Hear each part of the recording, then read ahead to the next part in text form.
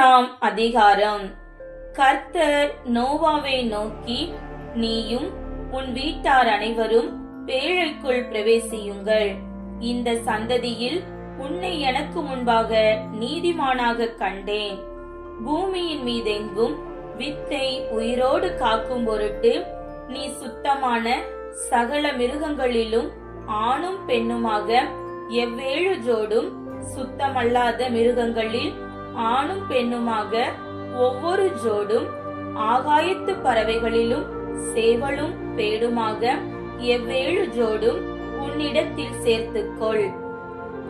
இன்னும் 7 நாள் சென்ற பின் 40 நாள் இரவும் பகலும் பூமியின் மேல் மழையை வருசிக்க பண்ணி, நான் உண்டாக்கின ஜீவ ஜந்துக்கள் அனைத்தையும் பூமியின் மேல் இராதபடிக்கு நிக்கிரகம் பண்ணுவேன் என்றார். நோவா தனக்கு கர்த்தர் கட்டளையிட்டபடியெல்லாம் செய்தான். ஜலப்பிரளயம் பூமியின் மேல் உண்டான போது நோவா 600 வயதாய் இருந்தான். ஜலப்பிரளயத்துக்கு தப்பும்படி நோவாவும் அவனுடனே கூட அவன் குமாரரும் அவன் மனைவியும் அவன் குமாரரின் மனைவிகளும் பேழைக்குள் பிரவேசித்தார்கள்.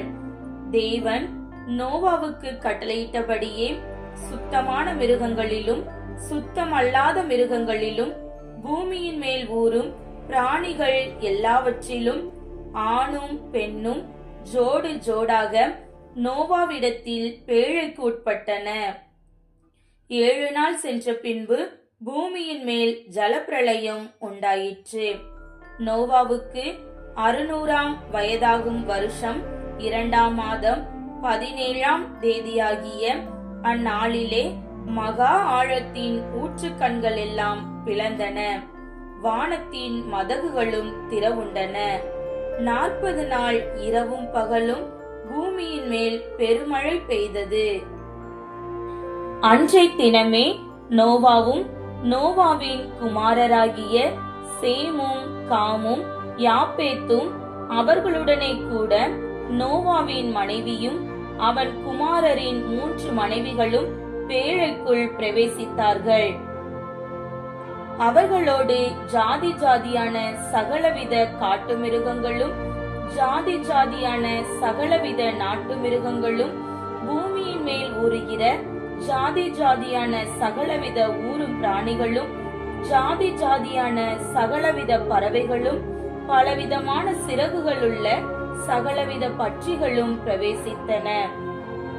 இப்படியே ஜீவ சுவாசமுள்ள மாம்ச ஜந்துக்கள் எல்லாம் ஜோடு ஜோடாக நோவாவிடத்தில் பேழைக்குள் பிரவேசித்தன.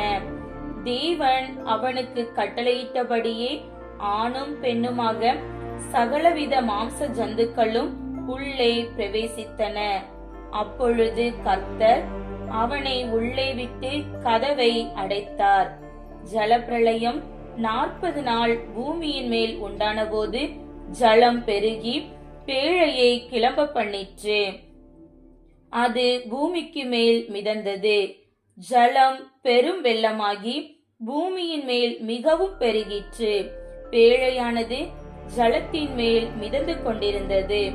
ஜலம் பூமியின் மேல் மிகவும் அதிகமாய் பெருகினதினால் வானத்தின் கீழ் எங்கும் உள்ள உயர்ந்த மலைகள் எல்லாம் மூடப்பட்டன.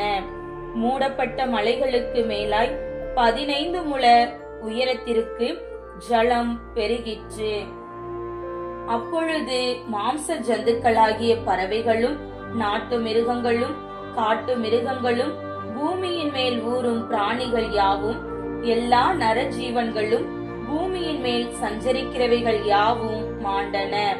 வெட்டாந்தரையில் உண்டான எல்லாவற்றிலும் நாசியிலே ஜீவ சுவாசம் உள்ளவைகள் எல்லாம் மாண்டு போயின.